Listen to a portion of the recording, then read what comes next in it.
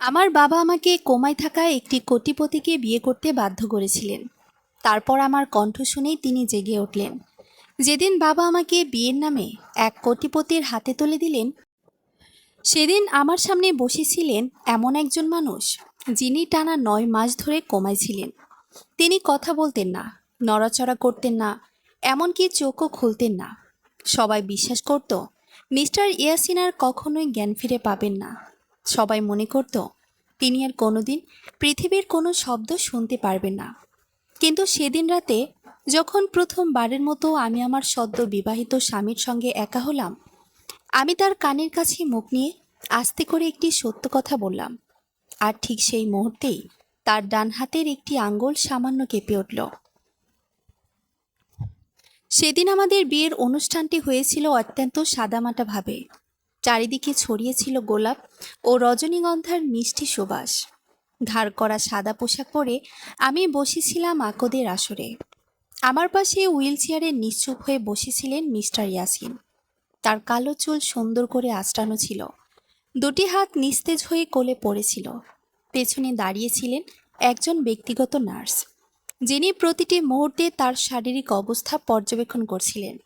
তিনি একবারও আমার দিকে তাকালেন না, কোনো প্রতিক্রিয়া দেখালেন না, একটুও নড়লেন না। কারণ দেশের অন্যতম বৃহৎ শিল্পগোষ্ঠীর উত্তরাধিকারী মিস্টার ইয়াসিন টানা 9 মাস ধরে কোমায় ছিলেন। আমার পাশে দাঁড়িয়ে বাবা আব্দুল করিম নিচু স্বরে বললেন, বলো মা। আমার গলা শুকিয়ে কাঠ হয়ে গিয়েছিল। আমি কষ্ট করে বললাম, আমি রাজি। এ দুটি শব্দ আমার কাছে বিয়ের সম্মতি ছিল না। মনে হচ্ছিল যেন নিজের ভাগ্যের কঠিন শাস্তি রায় আমি নিজেই উচ্চারণ করছি।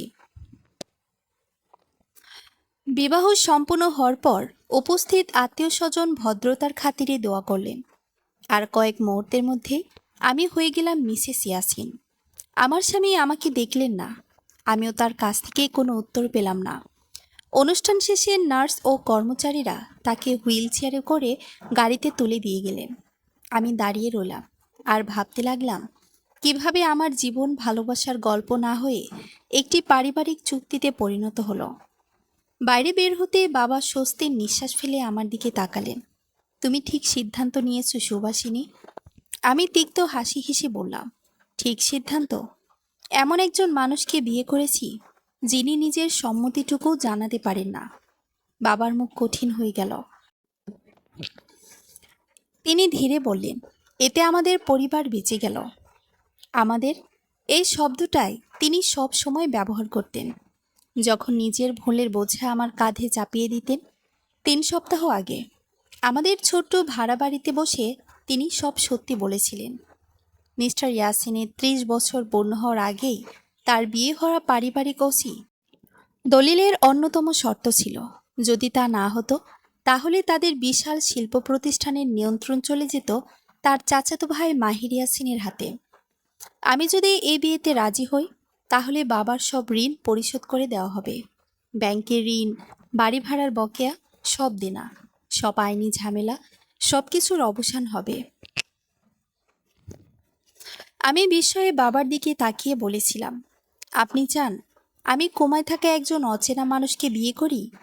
বাবা দীর্ঘশ্বাস ফেলে বলেছিলেন, আমি শুধু চাই আমার ভুলের জন্য তোমাকে আর কষ্ট পেতে না হোক। সেদিন আমি তাকে বিশ্বাস করতে চেয়েছিলাম, কিন্তু আজ মিস্টার ইয়াসিনের বাড়িতে এসে বুঝলাম আমি আর কাউকেই সহজে বিশ্বাস করতে পারছি না। সন্ধ্যার আলো পুরোপুরি মিলিয়ে যাওয়ার আগেই সুভাষিনীকে নিয়ে কালো রঙের বিলাসবহুল গাড়িটি শহরের ব্যস্ত রাস্তা পেরিয়ে বিশাল লোহার গেটের সামনে এসে থামল। গেটের দুই পাশে দাঁড়িয়ে থাকা নিরাপত্তারক্ষীরা গাড়িটি দেখেই সম্মান জানিয়ে গেট খুলে দিল। গাড়ি ধীরে ধীরে ভেতরে ঢুকতেই সুভাষিনীর চোখ বিস্ময়ে বড় হয়ে গেল। যতদূর চোখ যায় পরিচ্ছন্ন বাগান, সারি সারি বিদেশি ফুলের গাছ, মাঝখানে ঝর্ণা, আর তারও সামনে রাজকীয় নকশায় তৈরি 3 তলা বাড়ি। বাড়িটা যেন কোনো সিনেমার দৃশ্য থেকে উঠে এসেছে। কিন্তু এই বাড়ির চৌলুসের মাঝেও সুভাষিনীর বুকের ভেতরটা হঠাৎ আরও ভারী হয়ে উঠল। এত বড় বাড়িতে তার নিজের বলতে কেউ নেই। যার স্ত্রী হয়ে সে এখানে এসেছে, তিনি তো এখনো চোখও খুলতে তাকাতে পারেন না। গাড়ির দরজা খুলে একজন বয়স্ক ভদ্রমহিলা এগিয়ে এলেন। গম্ভীর মুখে তিনি বললেন, আসুন ছোট ম্যাডাম, আমি এ বাড়ির গৃহপরিচালিকা রহিমা। আপনার জন্য ঘর প্রস্তুত করা হয়েছে। সুবাসিনী মৃদু মাথা নাড়ল। তার গলায় কোনো শব্দ এলো না। ঠিক তখনই আরেকটি গাড়ি এসে থামল। সেখান থেকে নার্সদের সহায়তায় হুইলচেয়ারে বসিয়ে নামানো হলো মিস্টার ইয়াসিনকে। তার মুখে আগের মতো কোনো অভিব্যক্তি নেই। মনে হচ্ছে চারপাশে কি ঘটছে তিনি কিছুই বুঝতে পারছেন না। সুবাসিনী দূর থেকে তাকিয়ে রইল। অদ্ভুত এক অনুভূতি তাকে গ্রাস করল। মানুষটা বেঁচে আছেন, কিন্তু যেন জীবন থেকে বহু দূরে হারিয়ে গেছেন। রহিমা বললেন, প্রতিদিন সকালে ডাক্তার আসেন, নির্দিষ্ট সময়ে ফিজিওথেরাপি হয়, নার্সরা সারাক্ষণ দেখাশোনা করেন। আপনি চাইলে শুধু তার পাশে কিছুক্ষণ বসবেন, এর চেয়ে বেশি কিছু করতে হবে না। আমাকে কেন এখানে আনা হয়েছে? হঠাৎ প্রশ্ন করল সুবাসিনী।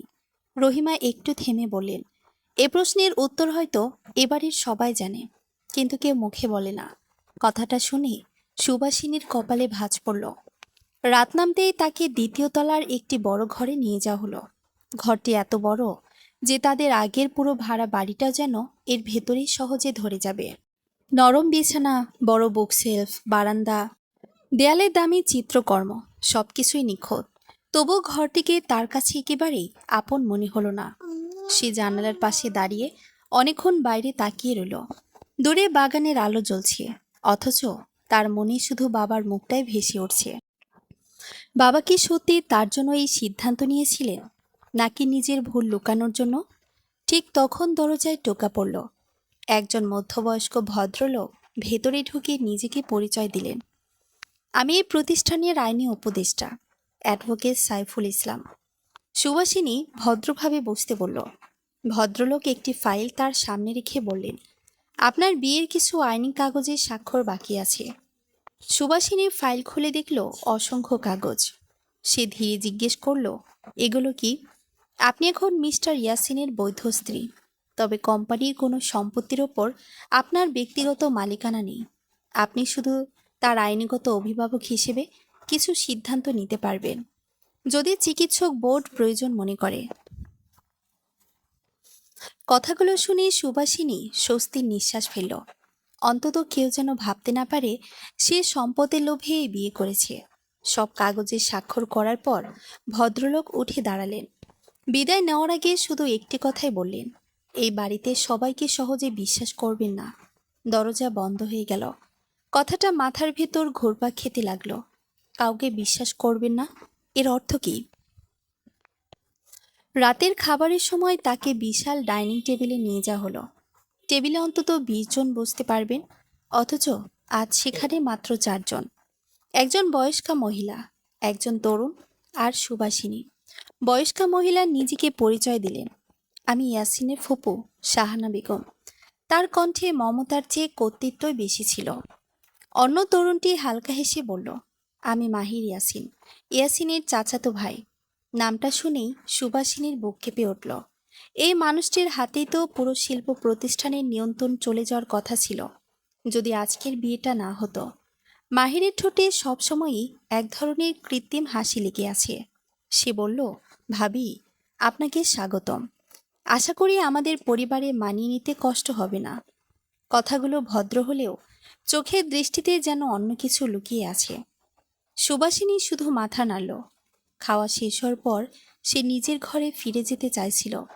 ঠিক তখন নার্স এসে বললেন, ম্যাডাম, আজ রাত থেকে স্যারের কক্ষে আপনাকেই থাকতে হবে। সুবাসিনী থমকে গেল। একই ঘরে? জি, এটাই পরিবারের সিদ্ধান্ত। কিছুক্ষণ পর ধীরে ধীরে সে সেই কক্ষে ঢুকল। ঘরটি নীরব, মৃদু আলো জ্বলছে। মিস্টার ইয়াসিন বিছানায় নিশ্চুপ হয়ে শুয়ে আছেন। বিভিন্ন চিকিৎসা যন্ত্র নিয়মিত শব্দ করছে। সুবাসিনী ধীরে ধীরে বিছানার পাশে গিয়ে দাঁড়ালো। অনেকক্ষণ চুপ করে তাকিয়ে রইল। তারপর আস্তে করে বলল, আপনি যদি শুনতে পান তাহলে জেনে রাখুন, আমি স্বেচ্ছায় এই বিয়ে করিনি। আপনাকে ব্যবহার করারও কোনো ইচ্ছে আমার নেই। শুধু বাবাকে বাঁচানোর জন্য এখানে এসেছি। কোনো উত্তর এলো না। সে হালকা দীর্ঘশ্বাস ফেলল। চেয়ার টেনে বিছানার পাশে বসে পড়ল।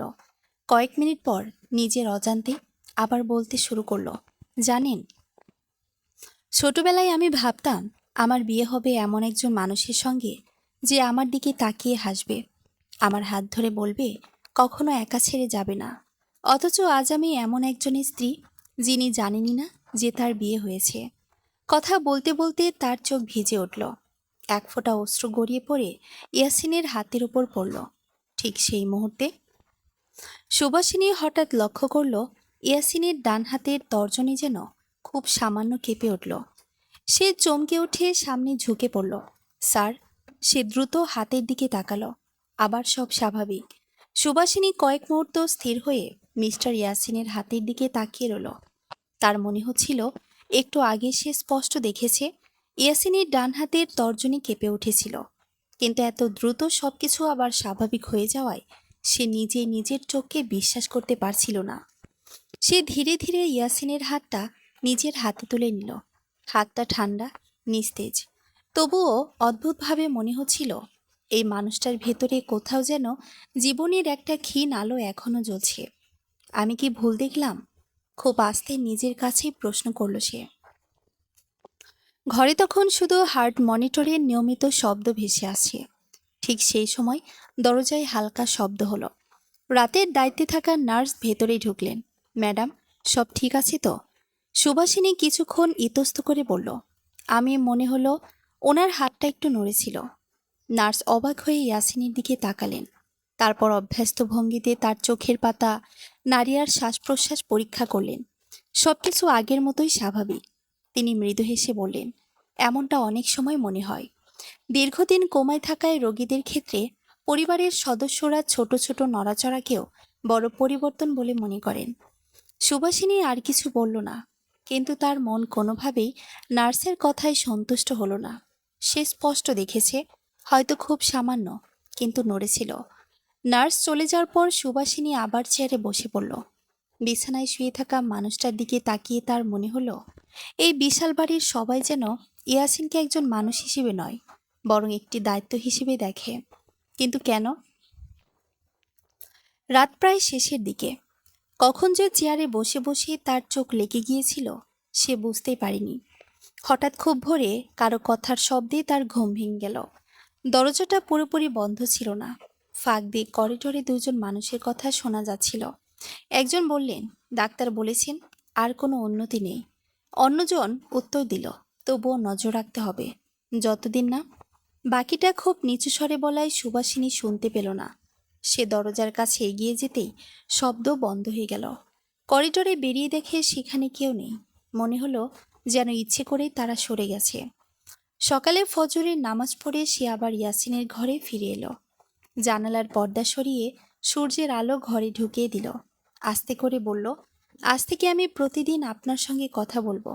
আপনি শুনতে পান বা না পান আমি জানি না, কিন্তু নীরবতার চেয়ে কথাগুলো ভালো। সে নিজের ছোটবেলার গল্প বলতে শুরু করলো। কিভাবে তার মা খুব ছোটবেলায় মারা গিয়েছিলেন, কিভাবে বাবা তাকে মানুষ করার চেষ্টা করেছিলেন, কিভাবে সংসারের অভাবের মধ্যেও সে পড়াশোনা শেষ করেছিল।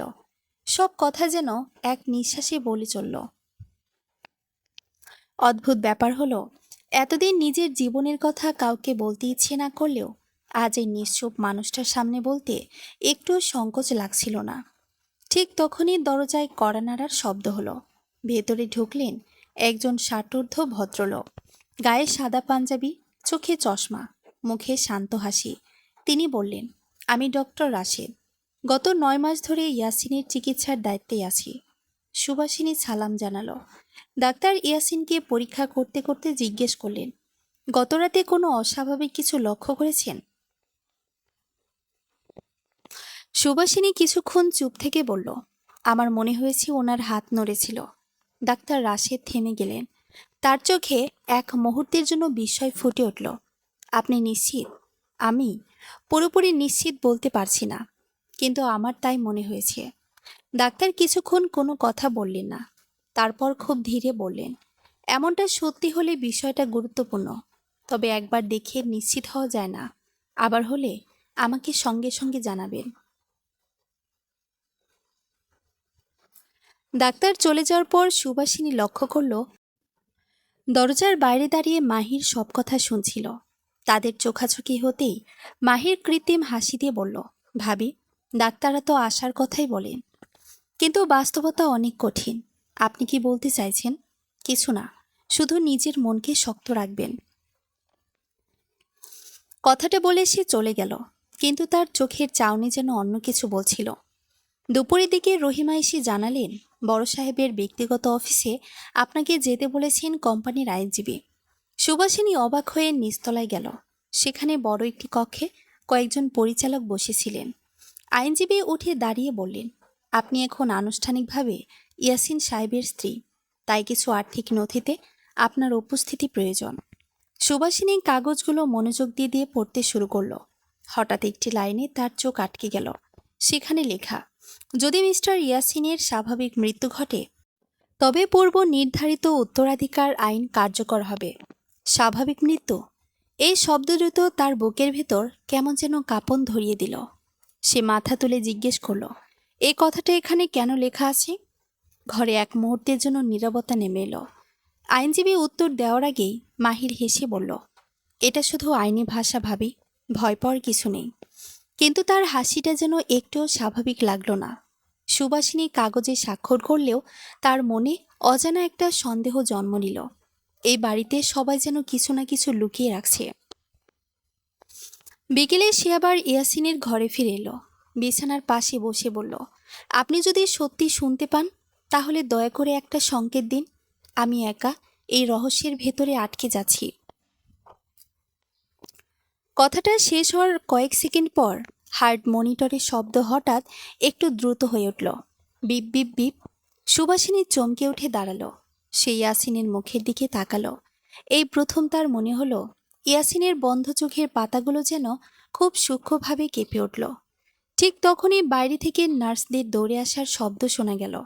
ঘরের ভেতরে কয়েকজন একসঙ্গে ঢুকে পড়লেন।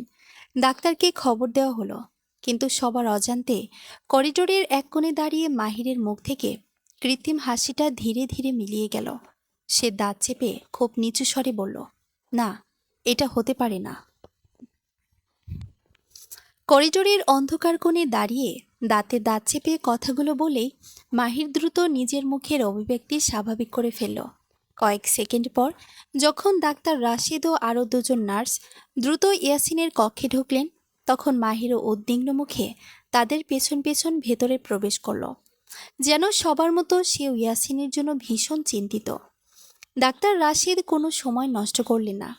তিনি দ্রুত ইয়াসিনের রক্তচাপ, নাড়ির গতি এবং চোখের প্রতিক্রিয়া পরীক্ষা করতে লাগলেন। হার্ট মনিটরে ওঠানামা তখনও আগের তুলনায় দ্রুত। ঘরের ভেতর এক অদ্ভুত উত্তেজনা ছড়িয়ে পড়েছে। সুবাসিনী এক কোণে দাঁড়িয়ে নিঃশ্বাস বন্ধ করে সবকিছু দেখছিল। তার বুকের ভেতর কেবল একটাই প্রশ্ন ঘুরছিল, সত্যি কি ইয়াসিন ধীরে ধীরে ফিরে আসছেন? কয়েক মিনিটের অপেক্ষা, নিরীক্ষার পর ডাক্তার গভীরভাবে ইয়াসিনের মুখের দিকে তাকিয়ে রইলেন। তারপর ধীরে বললেন, শরীরে কিছু স্নায়বিক প্রতিক্রিয়ায় পরিবর্তন দেখা যাচ্ছে। নিশ্চিতভাবে কিছু বলা যাচ্ছে না, তবে এটাকে অবহেলা করারও সুযোগ নেই। আগামী কয়েকদিন খুব সতর্ক থাকতে হবে। মাহির দ্রুত প্রশ্ন করল, ডাক্তার, তাহলে কি উনি জ্ঞান ফিরে পাবেন? ডাক্তার তার দিকে তাকিয়ে শান্ত গলায় বললেন, আমি অলৌকিক কোনো প্রতিশ্রুতি দিতে পারবো না, তবে আজ যা দেখলাম গত কয়েক মাসে তা দেখিনি। কথাটা শুনে সুবাসিনীর চোখে ক্ষীণ আশার আলো ফুটে উঠল, কিন্তু মাহিরের চোখে এক মুহূর্তের জন্য উদ্বেগের ছায়া নেমে এলো। সে খুব দ্রুত মুখ ফিরিয়ে নিল, যাতে কেউ তার বদলে যাওয়া অভিব্যক্তি বুঝতে না পারে। ডাক্তার সবাইকে কক্ষ থেকে বেরিয়ে যেতে বললেন, শুধু নার্সরা থেকে গেলেন। সুবাসিনী বেরিয়ে আসতেই রহিমা তার পাশে এসে দাঁড়ালেন। মা, তুমি ভয় পেও না, আল্লাহ চাইলে সব ঠিক হয়ে যাবে। সুবাসিনী রহিমার দিকে তাকিয়ে মৃদু হাসল। এই বাড়িতে আসার পর প্রথমবার কারো কণ্ঠে সে আন্তরিকতা অনুভব করল। সেদিন দুপুরে বাড়িটা অস্বাভাবিক নীরব হয়েছিল। বিশাল অট্টালিকার প্রতিটি করিডরে কর্মচারীরা ফিসফিস করে কথা বলছে। সবার মুখে একটাই আলোচনা, বড় সাহেবের শরীরে নাকি পরিবর্তন দেখা যাচ্ছে। কিন্তু সেই ফিসফিসানির মাঝেই সুবাসিনী অনুভব করল কেউ যেন তাকে অনুসরণ করছে। সে যখন বাগানের দিকে হাঁটছিল তখনও মনে হলো কেউ দূর থেকে তাকিয়ে আছে। হঠাৎ ঘুরে দাঁড়াতেই দূরে একটি স্তম্ভের আড়াল থেকে কালো পোশাক পরা একজন কর্মচারী দ্রুত সরে গেল। তার মনে সন্দেহ জাগল, এই বাড়িতে কি শুধুই কাকতালীয় ঘটনা ঘটছে, নাকি কেউ ইচ্ছে করে তার প্রতিটি পদক্ষেপ নজরে রাখছে। বিকেলে রহিমা তাকে বাড়ির পুরনো অংশ ঘুরে দেখাতে গিয়ে নিয়ে গেলেন। বিশাল লাইব্রেরি, পুরনো বৈঠকখানা, দোতলা লম্বা বারান্দা, সবকিছুতেই বহু বছরের ঐতিহ্যের ছাপ। একসময় তারা একটি বন্ধ দরজার সামনে এসে দাঁড়ালেন। দরজায় মোটা তালা ঝুলছে। সুবাসিনী কৌতূহল নিয়ে জিজ্ঞেস করল, এখানে কি আছে? রহিমা কয়েক মুহূর্ত চুপ থেকে বললেন, এটা বড় সাহেবের ব্যক্তিগত স্টাডি রুম। দুর্ঘটনার পর থেকে আর কেউ ভেতরে ঢোকেনি। চাবি কোথায়? শুনেছি শুধু আইনজীবীর কাছে আর বড় সাহেবের কাছেই ছিল। এখন এখন কোথায় আছে সেটা কেউ জানে না। কথাটা শুনে সুবাসিনীর কৌতূহল আরও বেড়ে গেল। রাতে খাবারের সময় আবার সবাই একই টেবিলেই বসল। আজ শাহানা বেগম অদ্ভুতভাবে নীরব। মাহির অবশ্য আগের মতোই ভদ্রতার মুখোশ পরে কথা বলছে। খাওয়ার মাঝখানে সে হঠাৎ বলল, ভাবি, শুনলাম আজ আপনি খুব ভয় পেয়ে গিয়েছিলেন। হ্যাঁ, কারণ আমি যা দেখেছি তা আগে কখনো দেখিনি। মাহির ঠোঁটের কোণে হাসি টেনে বলল, আশা মানুষকে বাঁচিয়ে রাখে, আবার কষ্টও দেয়। খুব বেশি আশা করবেন না। সুবাসিনী এবার সরাসরি তার চোখের দিকে তাকালো। আমি আশা করছি না, আমি শুধু সত্যিটা জানতে চাই। মাহির কয়েক সেকেন্ড চুপ করে রইল, তারপর ধীরে বলল, এবারই সব সত্য জানা সবার জন্য ভালো হয় না। কথাটা বলে সে উঠে চলে গেল। সুবাসিনী অনুভব করল কথাগুলোর ভেতরে যেন লুকিয়ে আছে অদৃশ্য কোনো হুমকি। রাত গভীর হলে সে আমার ইয়াসিনের পাশে এসে বসল। ঘরে তখন শুধু মৃদু আলো জ্বলছে। সে ইয়াসিনের হাতের কাছে বসে বলল, আপনি জানেন, এবারে সবাই আপনাকে নিয়ে কথা বলে, কিন্তু কেউ আপনার সামনে এসে মন খুলে কথা বলে না। সবাই যেন আপনার নীরবতাটাকেই ব্যবহার করছে। সে একটু থামল, তারপর খুব আস্তে বলল, যদি আপনি সত্যি আমার কথা শুনতে পান তাহলে ফিরে আসুন, শুধু নিজের জন্য নয়, সত্যিটা প্রকাশ করার জন্য হলেও। কথাগুলো বলে সে ইয়াসিনের হাত আলতো করে ধরে রইল। হঠাৎ সে অনুভব করল তার আঙ্গুলের ভেতরে খুব হালকা একটা চাপ, এতটাই ক্ষীণ যে অন্য যে কেউ হয়তো টেরই পেত না। সুবাসিনীর বুক ধরফর করে উঠল। সে নিঃশ্বাস আটকে ইয়াসিনের মুখের দিকে তাকিয়ে রইল। 1 সেকেন্ড, 2 সেকেন্ড, তারপর আবার সব নিস্তব্ধ। কিন্তু এবার সে নিশ্চিত এটা তার কল্পনা নয়।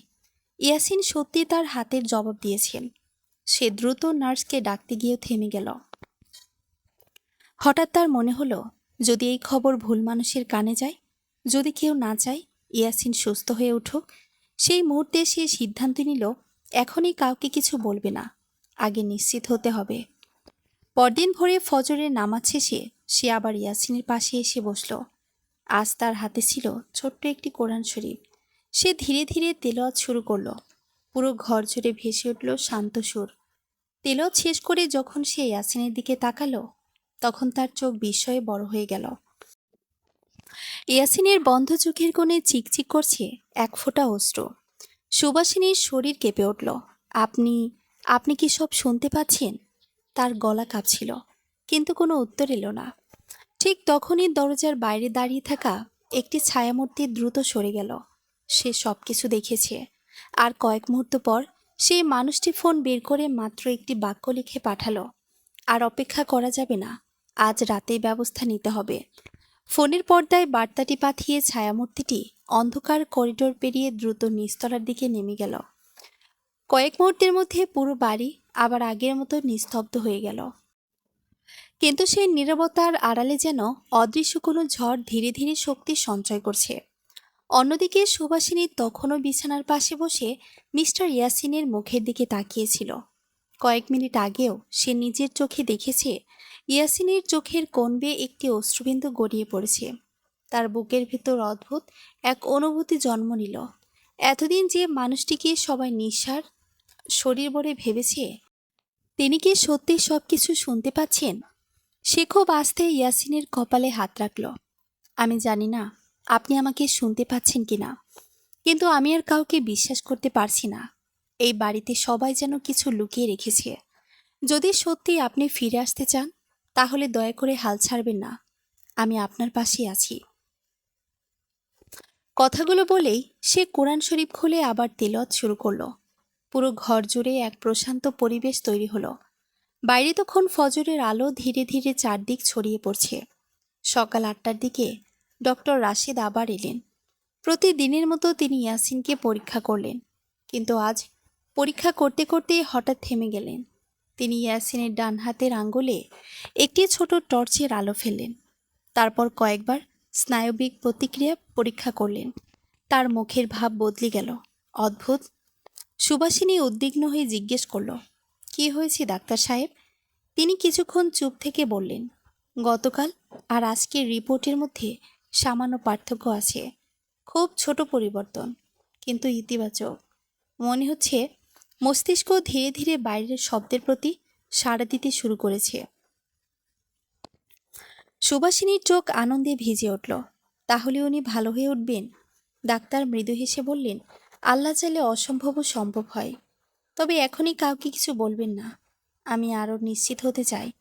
ঠিক সেই মুহূর্তে দরজার বাইরে দাঁড়িয়ে থাকা মাহির সব কথা শুনে ফেলল।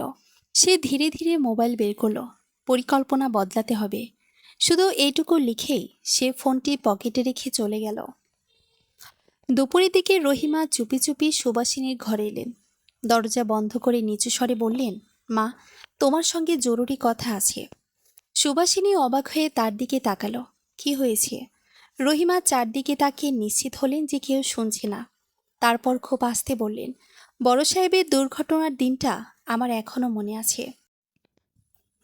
সুবাসিনীর বুক ধরফর করে উঠল। আপনি কিছু জানেন? সব না, কিন্তু যেটুকু দেখেছি সেটা কাউকে বলতে পারিনি। কেন? রহিমার চোখে ভয়ের ছাপ ফুটে উঠল। কারণ আমি ভয় পেয়েছিলাম। কাকে? তিনি উত্তর দেওয়ার আগেই করিডোরে কারো পায়ের শব্দ ভেসে এলো। রহিমা দ্রুত উঠে দাঁড়ালেন। এখন কিছু বলতে পারবো না, সুযোগ হলে সব বলবো। কথাটা বলেই তিনি দ্রুত বেরিয়ে গেলেন। সুবাসিনী আরো বিভ্রান্ত হয়ে পড়ল। এবারে প্রত্যেক মানুষ যেন অর্ধেক সত্য জানে, কিন্তু পুরো সত্য কেউ বোঝে না। বিকেলে হঠাৎ আইনজীবী সাইফুল ইসলাম এসে হাজির হলেন। তার হাতে একটি পুরনো বাদামি রঙের খাম। এটা আপনাকে দেওয়ার জন্য বলা হয়েছিল। কে বলেছিলেন? ইয়াসিন সাহেব। সুবাসিনী বিস্মিত হয়ে বলল, কিন্তু উনি তো। আইনজীবী মাথা নাড়লেন। দুর্ঘটনার 1 সপ্তাহ আগে তিনি এই খাম আমার কাছে রেখে বলেছিলেন, যদি কখনো তার স্ত্রী হয় তাহলে যেন তার হাতে এটা তুলে দিই। কাপা হাতে সুবাসিনী খামটা খুলল।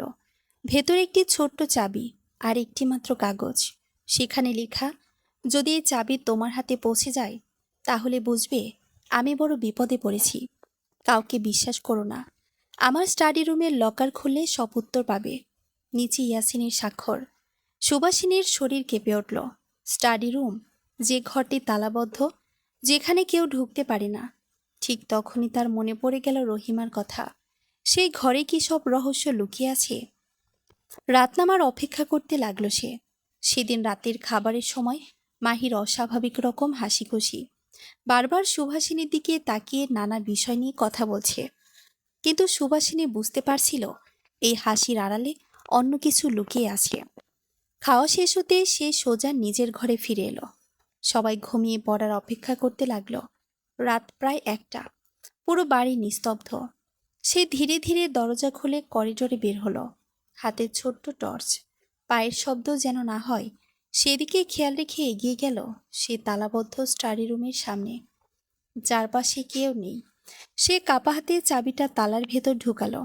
একবার, দুবার, তারপর ক্লিক। তালাটা খুলে গেল।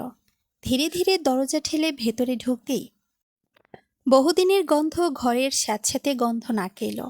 দেয়াল জুড়ে বইয়ের তাক, একপাশে বড় কাঠের টেবিল, আর কোনায় একটি লোহার লকার, ঠিক যেমনটা চিঠিতে লেখা ছিল। সুবাসিনী দ্রুত লকারের সামনে গিয়ে একই চাবি ঢুকালো। লকার খুলতে ভেতরে একটি কালো ফাইল, কয়েকটা পেন ড্রাইভ আর একটি পুরনো ডায়েরি দেখতে পেল। সে প্রথমে ডায়েরিটা হাতে নিল। প্রথম পাতায় বড় অক্ষরে লেখা, যদি আমি বেঁচে না থাকি তাহলে এই ডায়েরিটাই আমার হয়ে সত্যিটা বলবে। সুবাসিনীর বুক কেঁপে উঠল। সে দ্রুত পরের পাতা খুলল।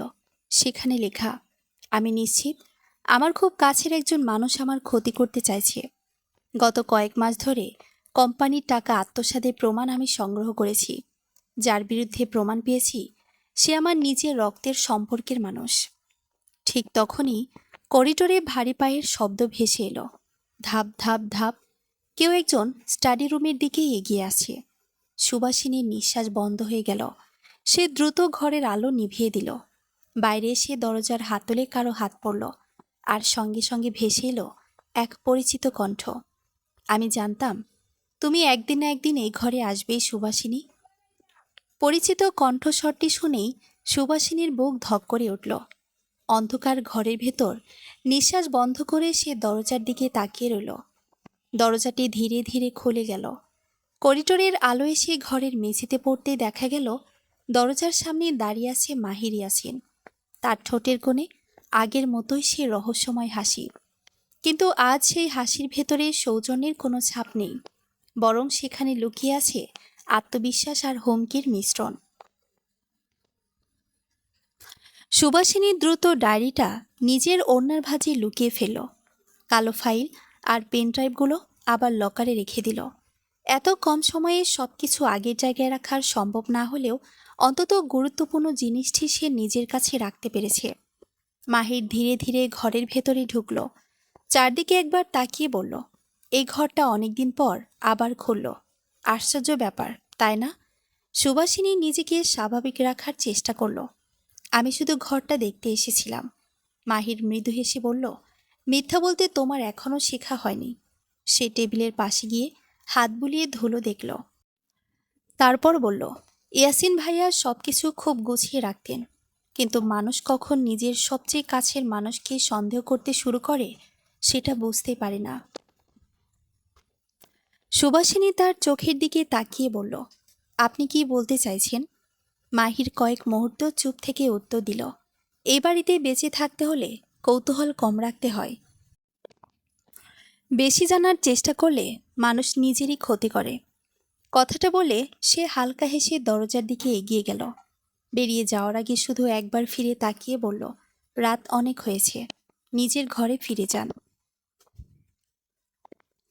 মাহির চলে যেতে সুবাসিনী আর এক মুহূর্ত সেখানে দাঁড়ালো না। দরজা বন্ধ করে দ্রুত নিজের কক্ষে ফিরে এলো। দরজা ভেতর থেকে আটকে দিয়ে সে কাপা হাতেই ডায়েরিটা বের করলো। টেবিল ল্যাম্প জ্বালিয়ে প্রথম পাতা থেকে আবার পড়া শুরু করলো। ডায়েরির প্রতিটি লাইন যেন এক একটা বিস্ফোরণ। ইয়াসিন লিখেছিলেন, আমি গত 6 মাস ধরে কোম্পানির আর্থিক হিসাব পরীক্ষা করছি। কোটি কোটি টাকা বিভিন্ন ভুয়া প্রতিষ্ঠানের নামে সরিয়ে নেওয়া হয়েছে। প্রথমে ভেবেছিলাম বাইরের কেউ এটা করছে, কিন্তু প্রমাণ যত সামনে এসেছে তত বুঝেছি অপরাধী আমার নিজের পরিবারেরই একজন। পরের পাতায় আরও লেখা, আমি সব প্রমাণ আলাদা করে সংরক্ষণ করেছি। যদি আমার কিছু হয়ে যায় তাহলে বুঝতে হবে এটা দুর্ঘটনা নয়। সুবাসিনীর হাত কাঁপতে শুরু করল। তাহলে ইয়াসিন আগেই বুঝেছিলেন যে তার জীবন বিপদের মুখে। সে দ্রুত আরও কয়েকটি পাতা উল্টালো। হঠাৎ একটি নাম তার চোখে পড়ল, মাহি। শব্দটি পুরো লেখা হয়নি, ঠিক তার নিচে কালির দাগ ছড়িয়ে গেছে। মনে হচ্ছিল লেখার সময় হঠাৎ কিছু একটা ঘটেছিল। সুবাসিনী হতবাক হয়ে বসে রইল। এতক্ষণে তার সন্দেহ আরও গাঢ় হয়ে উঠল। পরদিন সকাল। ডাক্তার রাশিদ আজ অনেক আগেই চলে এলেন। তিনি নতুন কিছু পরীক্ষা করবেন বলে জানালেন। নার্সরা ইয়াসিনকে বিভিন্ন যন্ত্রের সঙ্গে সংযুক্ত করলেন। ডাক্তার হঠাৎ সুবাসিনীকে বললেন, আপনি ওনার হাতটা ধরে ওনার সঙ্গে কথা বলুন। সুবাসিনী অবাক হলেও তাই করল। সে ধীরে ধীরে বলল, আমি সুবাসিনী, আপনার স্ত্রী। আপনি যদি আমার কথা শুনতে পান তাহলে চেষ্টা করুন, শুধু একবার আপনার আঙ্গুল নড়ান। ঘরে উপস্থিত সবাই নিঃশ্বাস বন্ধ করে তাকিয়ে রইল। কয়েক সেকেন্ড পর তারপর ইয়াসিনের ডান হাতের মধ্যম আঙ্গুলটি খুব ধীরে কেঁপে উঠল। একবার, তারপর আবার। ঘরের সবাই একসঙ্গে বিস্ময়ে চিৎকার দিয়ে উঠল। ডাক্তার রাশেদের চোখ আনন্দে উজ্জ্বল হয়ে উঠল। আলহামদুলিল্লাহ, উনি বাইরের নির্দেশে সাড়া দিচ্ছেন। এটা অত্যন্ত ইতিবাচক লক্ষণ। সুবাসিনীর চোখ ভিজে গেল। সে আলতো করে ইয়াসিনের হাত চেপে ধরল, কিন্তু ঠিক সেই মুহূর্তে দরজার বাইরে দাঁড়িয়ে থাকা মাহিরের মুখ সাদা হয়ে গেল। সে আর এক মুহূর্ত দাঁড়ালো না, দ্রুত করিডোর পেরিয়ে নিজের ঘরে চলে গেল। দরজা বন্ধ করেই টেবিলের উপর রাখা ফুলদানিটা জোরে ছুঁড়ে মারল। কাঁচ ভেঙে চারদিকে ছড়িয়ে পড়ল। অসম্ভব। সে দাঁত চেপে বলল, আর কয়েকটা দিন, শুধু কয়েকটা দিন দরকার ছিল।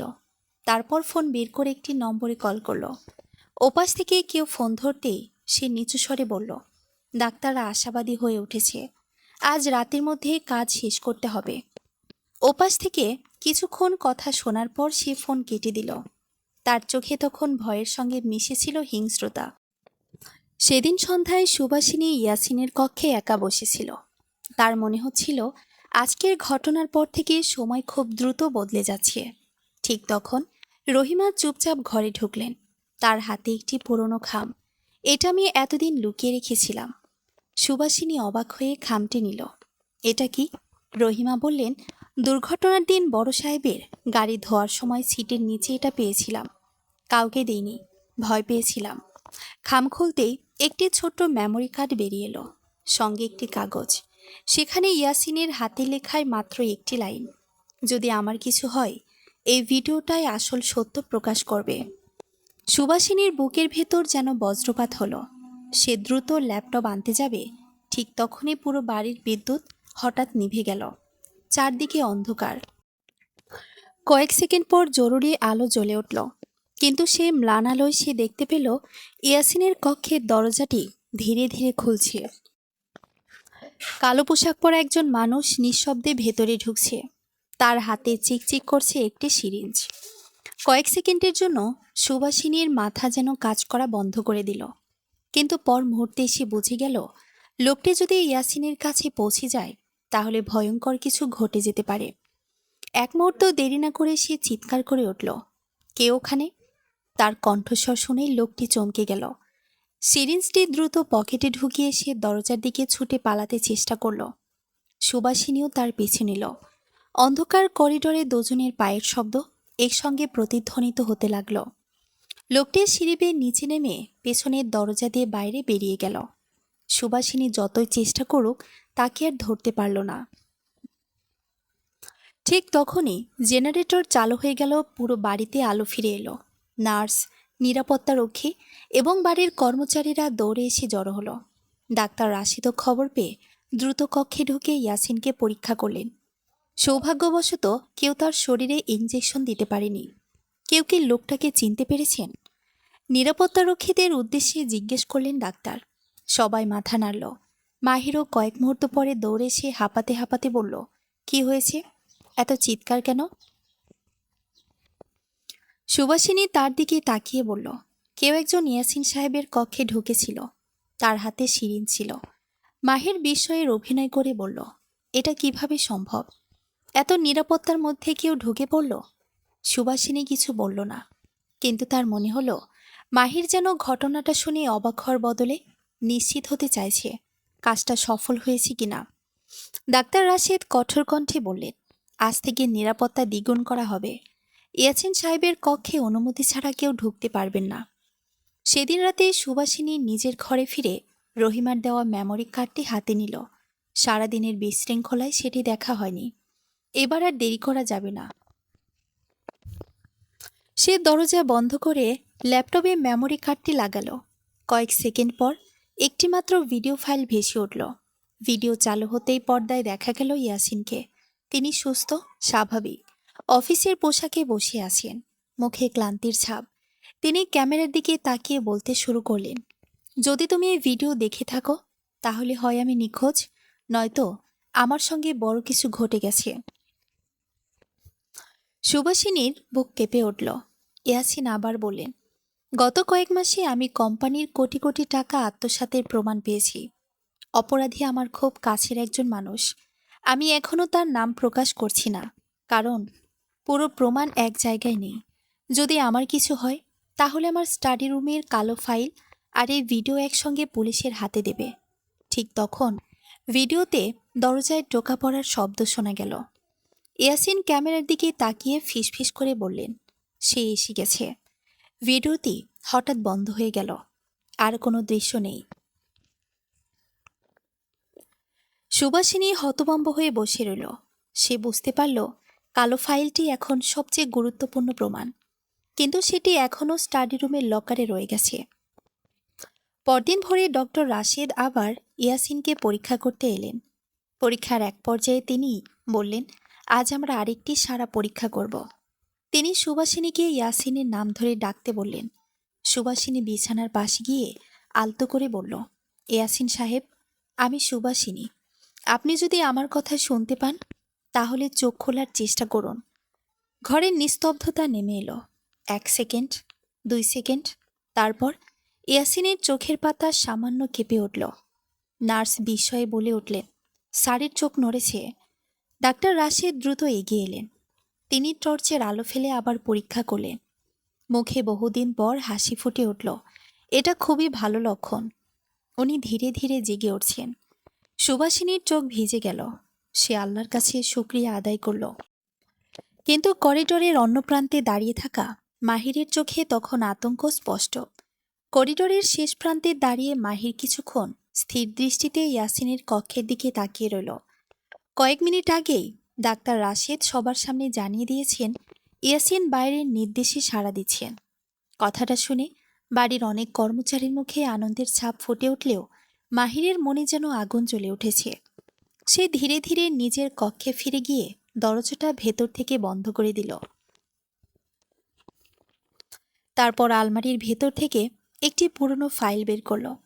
ফাইলের ভেতরে ছিল কোম্পানির কিছু গোপন নথি, কয়েকটি ব্যাংক হিসাবের কপি আর কিছু ছবি। সে একে একে সবকিছু বিছানার উপর ছড়িয়ে দিল। আর মাত্র কয়েকটা দিন, দাঁত চেপে বিড়বিড় করল সে, আর কয়েকটা দিন যদি ইয়াসিন কোমায় থাকতো তাহলে সবকিছু আমার হয়ে যেত। ঠিক তখন তার ফোন বেজে উঠল। ওপাশ থেকে ভেসে এলো গম্ভীর কণ্ঠ, কাজটা শেষ হয়েছে? মাহির বিরক্ত স্বরে বলল, না, মেয়েটা সব নষ্ট করে দিয়েছে। তাহলে এখন কি করবে? মাহির কিছুক্ষণ চুপ থেকে বলল, যতক্ষণ ইয়াসিন বেঁচে আছে ততক্ষণ আমার ঝুঁকি শেষ হচ্ছে না। ফোন কেটে দিয়ে সে জানালার বাইরে তাকিয়ে রইল। তার চোখে তখন আর কোনো দ্বিধা নেই। অন্যদিকে সুভাষিনী নিজের ঘরে বসে বারবার সে ভিডিওটি দেখছিল। ইয়াসিনের প্রতিটি কথা তার কানে বাজছিল। কালো ফাইল আর ওই ভিডিও পুলিশের হাতে দেবে, কিন্তু কালো ফাইল এখনও স্টাডি রুমের লকারে। সেটা না আনলে কোনো প্রমাণই সম্পূর্ণ হবে না। সে সিদ্ধান্ত নিল আজ রাতে আবার সেই ঘরে যাবে। সন্ধ্যার দিকে রহিমা চুপি চুপি তার ঘরে এলেন। মা, আজ তোমাকে খুব সাবধানে থাকতে হবে। সুভাষিনী অবাক হয়ে জিজ্ঞেস করল, কেন? রহিমা দরজাটা ভেতর থেকে বন্ধ করে বললেন, আমি আজ রান্নাঘরের পাশে মাহির সাহেবকে একজন অচেনা লোকের সঙ্গে কথা বলতে শুনেছি। তারা বারবার বলছিল আজ রাতের পর আর কোনো সমস্যা থাকবে না। সুভাষিনীর বুক কেঁপে উঠল। আপনি নিশ্চিত? নিজের কানে শুনেছি, তাই তোমাকে সতর্ক করতে এলাম। সুভাষিনী কয়েক মুহূর্ত নীরব রইল। তারপর ধীরে বলল, আজ রাতেই আমাকে একটা কাজ শেষ করতে হবে। রহিমা অবাক হয়ে তাকালেন। কি কাজ? এখন বলতে পারবো না, কিন্তু যদি আমি ফিরতে দেরি করি তাহলে ডাক্তার রাশেদকে খবর দেবেন। রহিমা কিছু বলতে গিয়েও থেমে গেলেন। তিনি বুঝতে পারলেন সুভাষিনী কোনো বড় সিদ্ধান্ত নিয়ে ফেলেছে। রাত 12টার পর পুরো বাড়ি নিস্তব্ধ হয়ে গেল। সুভাষিনী ধীরে ধীরে নিজের কক্ষ থেকে বেরিয়ে এলো। আস্থার হাতে শুধু টর্চ নয়, ছোট একটি মোবাইল ফোনও রয়েছে। কোনো প্রমাণ পেলে সঙ্গে সঙ্গে ছবি তুলে রাখবে। স্টাডি রুমের সামনে এসে চারপাশে তাকালো। করিডোর ফাঁকা। সে চাবি বের করে তালা খুলল। ঘরের ভেতরে ঢুকেই দরজা আস্তে করে বন্ধ করে দিল। লকার খুলে কালো ফাইলটি বের করল। ফাইল খুলতেই তার চোখ বিস্ময়ে বড় হয়ে গেল। ভেতরে কোম্পানির আর্থিক হিসাব, ব্যাংক লেনদেনের কপি, কয়েকজন কর্মকর্তার স্বাক্ষর করা নথি এবং হাতে লেখা কিছু নোট। সবচেয়ে নিচে ছিল একটি ছবি। ছবিটিতে দেখা যাচ্ছে মাহির একজন অচেনা ব্যক্তির হাতে একটি মোটা খাম তুলে দিচ্ছে। ছবির পেছনে ইয়াসিন নিজের হাতে লিখেছেন, দুর্ঘটনার একদিন আগে তোলা। এই লোকটি আমাকে অনুসরণ করছিল। সুভাষিনীর শরীর শীতল হয়ে গেল। ঠিক তখনই করিডোরে আবার পায়ের শব্দ শোনা গেল। সে দ্রুত ফাইলটা ব্যাগে ভরে আলো নিভিয়ে দিল। দরজার বাইরে দুজন মানুষের কথা শোনা যাচ্ছে। একজনের কণ্ঠ মাহিরের, অন্যজন অচেনা। মাহির বলছে প্রমাণগুলো এ ঘরে আছে, কেউ যদি তার আগে পেয়ে যায় তাহলে আমাদের শেষ। অচেনা লোকটি বলল, তাহলে আজই সব সরিয়ে ফেলি। সুবাসিনীর বুক ধরফর করতে লাগলো। সে বুঝে গেল আর এক মুহূর্ত দেরি করলে ধরা পড়ে যাবে। ঘরের পেছনে ছোট দরজাটা আগে তার চোখে পড়েনি। সে আস্তে করে সেটি খুলল। দরজাটি সরু একটি করিডোর গিয়ে মিশেছে। কোনো শব্দ না করে সে সেই পথ ধরে বেরিয়ে গেল। কয়েক মিনিট পর যখন মাহির স্টাডি রুমে ঢুকল, তখন লকার খোলা, কিন্তু কালো ফাইল নেই। মাহির মুহূর্তের মধ্যে সব বুঝে গেল। রাগে তার মুখ লাল হয়ে উঠল। সে টেবিলে ঘুষি মেরে চিৎকার করে উঠল, সুবাসিনী!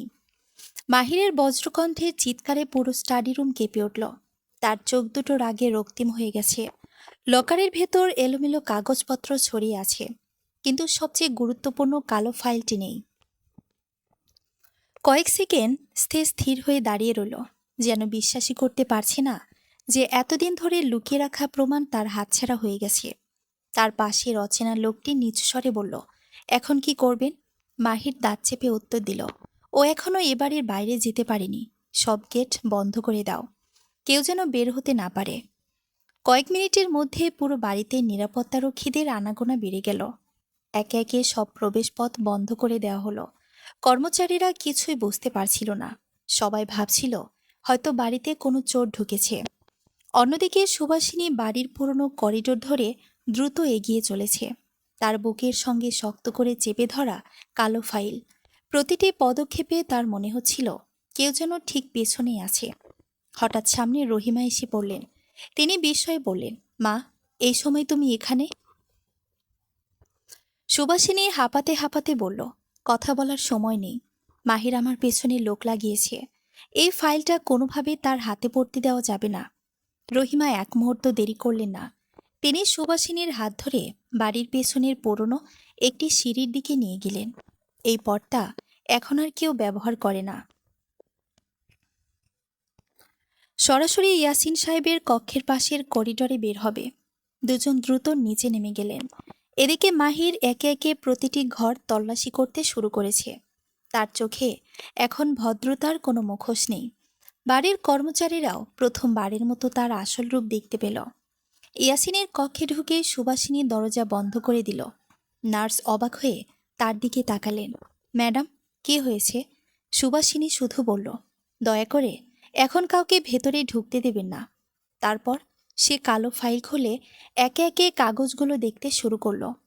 সেখানে কোম্পানির অর্থ আত্মসাদের বিস্তারিত হিসাব, ভুয়া প্রতিষ্ঠানের নাম, ব্যাংক লেনদেনের কপি আর কয়েকজন কর্মকর্তার জবানবন্দি ছিল।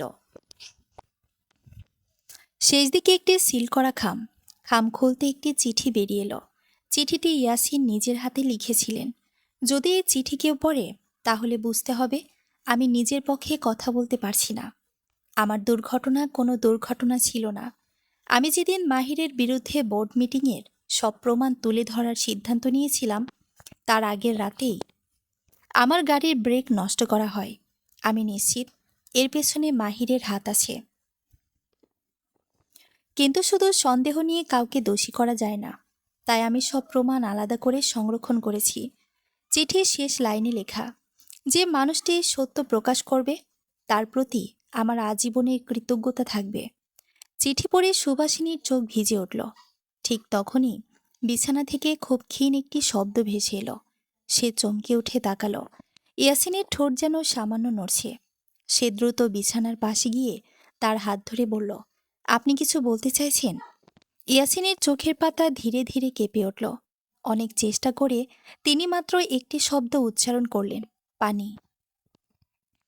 সুবাসিনী বিস্ময়ে স্তব্ধ হয়ে গেল। 9 মাস পর ইয়াসিন প্রথমবার কোনো শব্দ বললেন। তার চোখ বেয়ে আনন্দের অশ্রু গড়িয়ে পড়ল। সে দ্রুত নার্সকে ডাকল। নার্স এসে হতবাক হয়ে গেলেন।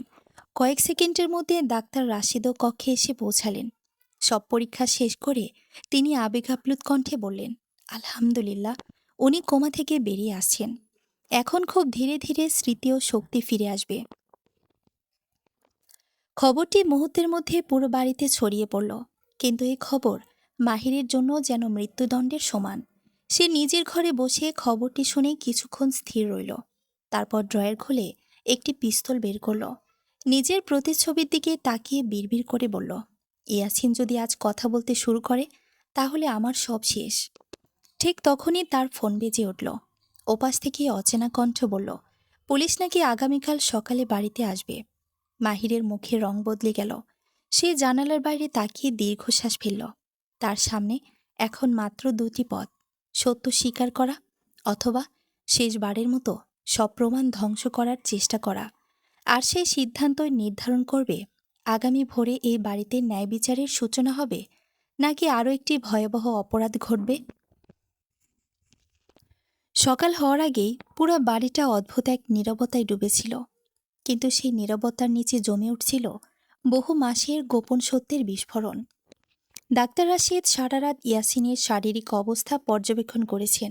ভোরের আলো ফুটতেই ইয়াসিন ধীরে ধীরে চোখ খুলেন। কয়েক সেকেন্ড তিনি ছাদের দিকে তাকিয়ে রইলেন। তারপর ক্লান্ত দৃষ্টিতে পাশ ফিরে তাকাতেই তার চোখ গিয়ে থামল সুবাসিনীর মুখে। সুবাসিনীর চোখে তখন আনন্দ আর কান্না একসঙ্গে। সে কাপা গলায় বলল, আলহামদুলিল্লাহ, আপনি জেগে উঠেছেন। ইয়াসিন দুর্বল কণ্ঠে বললেন, তুমি সুবাসিনী? সুবাসিনী বিস্ময়ে জিজ্ঞেস করল, আপনি আমার নাম জানেন? ইয়াসিন মৃদু হাসলেন, আমি কোমায় ছিলাম, কিন্তু পুরোপুরি অচেতন ছিলাম না। তোমার কণ্ঠ আমি শুনতাম। তুমি যখন আমার পাশে বসে নিজের জীবনের গল্প বলতে, কোরআন তেলাওয়াত করতে, আমাকে হাল ছাড়তে নিষেধ করতে, তখনই আমি বাঁচার শক্তি পেয়েছি।